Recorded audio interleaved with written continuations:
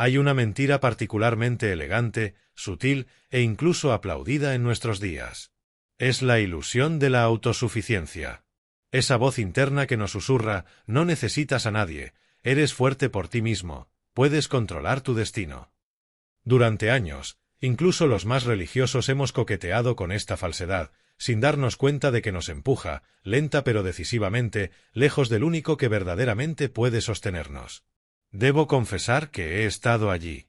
He sido ese hombre que, al recibir elogios o lograr pequeñas victorias, pensó: estoy bien.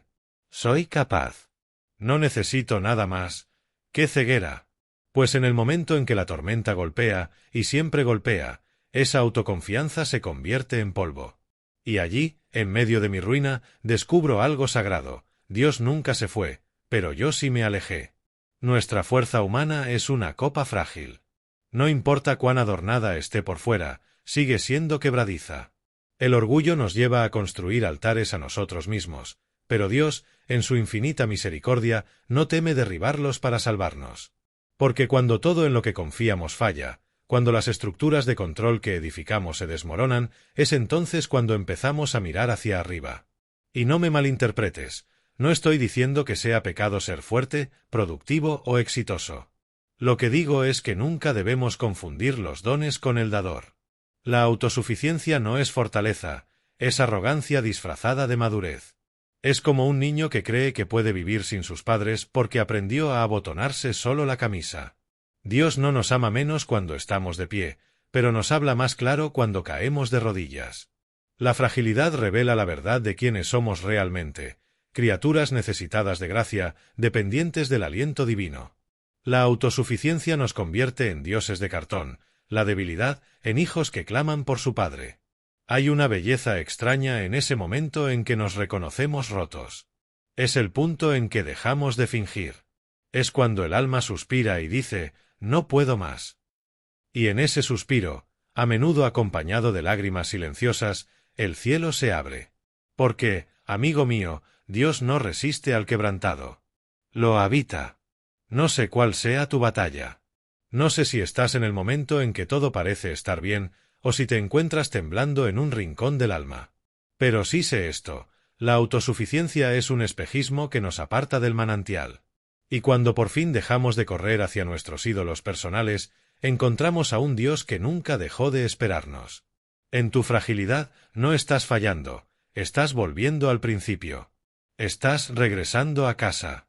Dios susurra en nuestros placeres, habla en nuestra conciencia, pero grita en nuestro dolor. Esta frase que escribí una vez no fue el resultado de una teoría, sino de la experiencia. Descubrí, con dolorosa lentitud, que el sufrimiento no es enemigo de la fe, sino su maestro más severo. Vivimos en un mundo ruidoso, saturado de voces que nos prometen felicidad instantánea, soluciones rápidas, placeres sin consecuencias. Y cuando las cosas van bien, cuando todo marcha según nuestros planes, es fácil confundir ese bienestar con la aprobación divina. Pero Dios rara vez compite con el ruido. Él no empuja. Él no interrumpe. Él espera. Y a menudo, espera que estemos lo suficientemente vacíos como para escucharlo. Y es allí, justo en medio de una noche oscura del alma, cuando algo cambia. No es que Dios de repente aparezca, Él siempre estuvo. Es que por fin tenemos oídos para oír. El dolor tiene una cualidad purificadora. Despoja nuestras oraciones de fórmulas vacías. Nos hace dejar de hablarle a Dios como si fuera un funcionario celestial y nos lleva a clamar como hijos perdidos. Ya no le pedimos cosas, le pedimos a Él. Y en ese clamor hay una belleza cruda, real, sin máscaras. Es el lenguaje que el cielo entiende. A menudo me preguntan por qué un Dios bueno permitiría que suframos. Y confieso que no tengo respuestas completas. Pero sí tengo pistas. Sé que un amor superficial consiente todo, pero un amor verdadero a veces permite el dolor para evitar la destrucción. Como un cirujano que corta para sanar, Dios permite que ciertas partes de nuestra alma se quiebren para que otras puedan nacer. Quizá no se trata de entender el dolor, sino de escucharlo. Porque en medio de ese silencio ensordecedor que lo acompaña, hay un susurro divino que solo puede oírse en la soledad de la pérdida. Es la voz del Padre que dice: «Estoy contigo. No te he abandonado. Estoy haciendo algo que aún no comprendes. He aprendido que el sufrimiento nos obliga a hacer la pregunta más importante de todas. ¿Confío en Dios incluso cuando no lo siento? Y si la respuesta es sí, aunque sea un susurro tembloroso, entonces hemos descubierto una fe que no depende del clima espiritual, sino del carácter eterno de quien no cambia. Querido lector, no temas al dolor. No lo huyas como quien huye del lobo. Quizá ese lobo no vino a devorarte, sino a empujarte de vuelta a los brazos de tu pastor. Porque cuando todo lo demás se desmorona, la única voz que queda es la que siempre quiso hablarte, la voz de Dios, susurrando amor entre las ruinas. Vivimos en un mundo que idolatra la fuerza. Se aplaude al que nunca tropieza, al que siempre tiene respuestas, al que camina con el pecho erguido y la voz firme. Sin embargo, el reino de Dios es profundamente contracultural. En él, los que lloran son consolados, los que se humillan son exaltados y los débiles son protegidos por el Todopoderoso. Debo confesar que me llevó años entender que la debilidad no es un defecto espiritual, sino un refugio. Un lugar donde Dios no solo entra, sino donde Él habita con ternura. Mientras más intentamos evitar nuestras fragilidades, más nos alejamos del corazón del Evangelio. Porque, ¿acaso no fue Cristo quien escogió nacer en un pesebre, vivir entre los humildes y morir colgado como un criminal? La debilidad, bien abrazada, se convierte en un santuario. No porque en sí misma tenga poder, sino porque allí dejamos espacio para que el poder de Dios se manifieste. Es como si nuestras grietas permitieran que la luz celestial se filtre. En nuestra fuerza, bloqueamos. En nuestra debilidad, permitimos. Dios no pide que lleguemos a Él impecables, seguros, con el alma brillante y la fe inquebrantable. Él pide sinceridad. Él pide corazón roto. Él pide verdad. Porque un corazón quebrantado no tiene ya máscaras, no tiene ya pretensiones, y ese es el material favorito de Dios para trabajar. He aprendido a agradecer por mis momentos de mayor vulnerabilidad. No porque fueron agradables. Muchos de ellos fueron noches de lágrimas silenciosas, de oraciones que apenas lograban salir, sino porque fueron los lugares donde sentí la presencia de Dios de forma más real. Fue allí donde dejé de luchar con mi orgullo y empecé a descansar en su misericordia. Muchos piensan que mostrar debilidad es peligroso, que nos hace vulnerables ante los demás. Y en parte es cierto. Pero también nos hace vulnerables ante Dios, y eso es precisamente lo que necesitamos.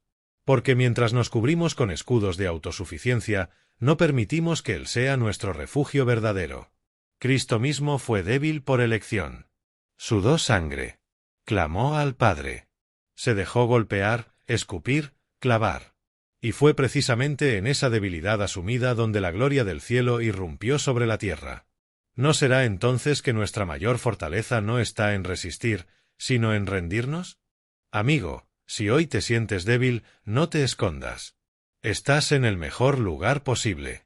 Estás en el terreno donde Dios construye cosas eternas. La debilidad no es el final. Es el inicio de un camino donde ya no caminarás solo, sino sostenido por aquel que jamás se debilita. He conocido muchas personas que se consideran creyentes, pero cuya fe vive solo bajo el sol. Es decir, mientras todo va bien, su confianza en Dios brilla. Pero apenas se nubla el cielo, su fe se disuelve como la niebla al amanecer. Lo entiendo. Todos queremos sentir a Dios. Todos deseamos una presencia cálida, una certeza visible. Pero, si la fe dependiera de las emociones, ¿no estaríamos creyendo en nosotros mismos en lugar de confiar en Él? Hay momentos en la vida del alma que no pueden describirse con otra palabra que no sea oscuridad. No hablo del pecado, sino del silencio. Hablo de ese lugar en el que oramos y parece que nuestras palabras rebotan en el techo. De ese momento en que la Biblia parece tinta sobre papel, sin vida, sin dirección.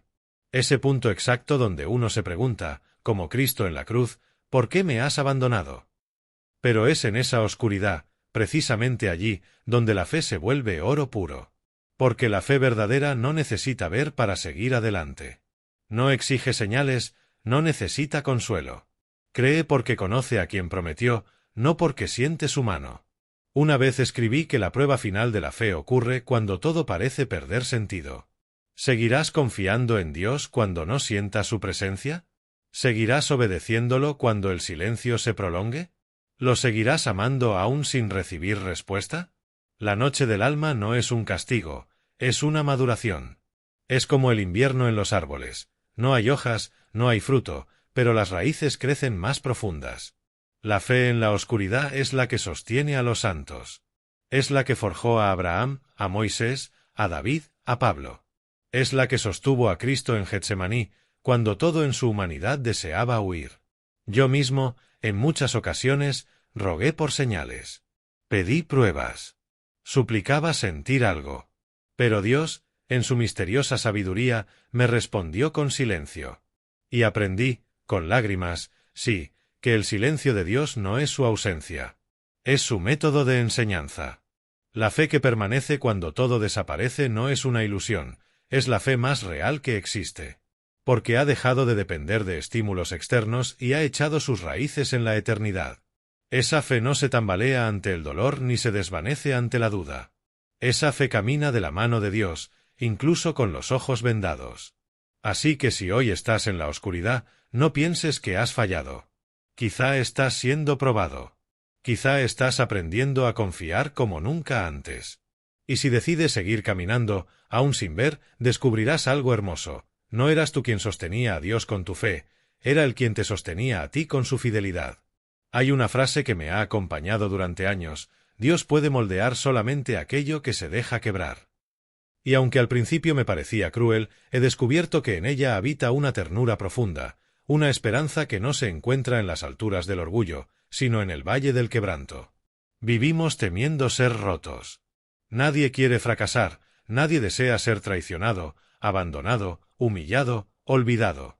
Construimos defensas, muros y máscaras precisamente para protegernos de la posibilidad de caer. Pero he aprendido, a veces a la fuerza, que Dios no redime la perfección aparente. Dios redime los escombros. El alma humana, cuando se reconoce hecha pedazos, se convierte en terreno fértil para lo eterno.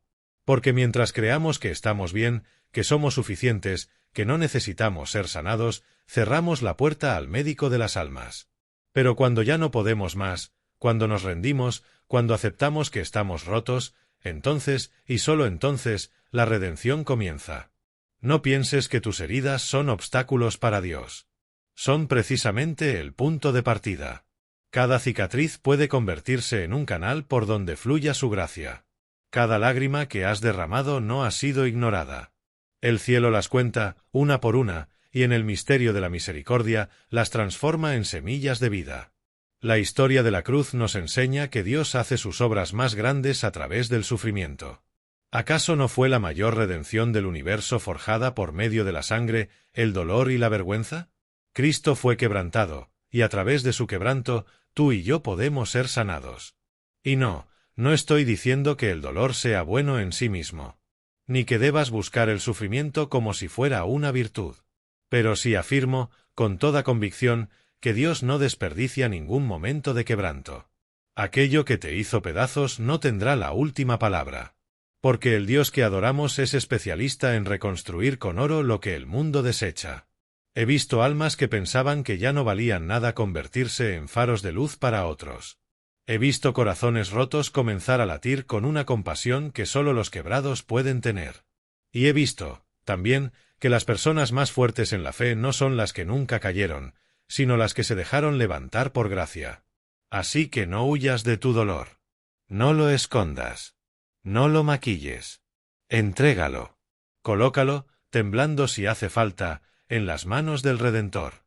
Porque en esas manos, hasta el polvo puede danzar. Hasta lo roto puede cantar. Hasta tú, puedes comenzar de nuevo. El mundo no aplaude a los débiles. Jamás los pone en los titulares, ni les dedica estatuas. Vivimos en una cultura que idolatra al invencible, al que nunca se rompe, al que jamás duda. Pero el Evangelio, gracias a Dios, no sigue esa lógica. El Evangelio nos presenta a un Salvador que triunfó sangrando. Y ese, querido lector, es un mensaje que puede sostenerte incluso en tus horas más oscuras. Porque, ¿y si la debilidad no fuera una derrota, sino el camino secreto hacia la verdadera victoria? ¿Y si el alma que se rinde en oración es, en realidad, ¿Más poderosa que el hombre que se impone con violencia? ¿Y si el verdadero vencedor no es el que nunca cae, sino el que deja que Dios lo levante una y otra vez? El apóstol Pablo, hombre brillante, firme y valiente, escribió: «Cuando soy débil, entonces soy fuerte». Esta aparente contradicción no es una paradoja sin sentido. Es una revelación divina. Porque en la economía del reino de Dios, la fuerza no nace de la dureza, sino de la dependencia. No de lo que puedes hacer por ti mismo, sino de lo que Dios puede hacer contigo cuando ya no queda nada más. Me atrevo a decir que el alma débil que confía vale más que el alma fuerte que presume. Porque una depende de la roca eterna y la otra de arena. El débil que vence no se apoya en su propio carácter, sino en la fidelidad de aquel que prometió estar con nosotros hasta el fin del mundo. Tal vez tú, que estás leyendo estas palabras, te sientes cansado. Quizá has sido golpeado por la vida, traicionado por personas o desgastado por tus propios errores. Tal vez has pensado que tu debilidad te descalifica para los planes de Dios. Pero permíteme decirte, con la serenidad del que también ha estado allí, Dios elige lo débil para avergonzar lo fuerte. ¿Y sabes por qué? Porque así, cuando la victoria llega, nadie puede atribuírsela a sí mismo. Toda la gloria va a Él. El frágil que camina por fe se convierte en testimonio vivo de que Dios aún hace milagros, aún transforma vidas, aún levanta del polvo al caído y le pone corona de gracia.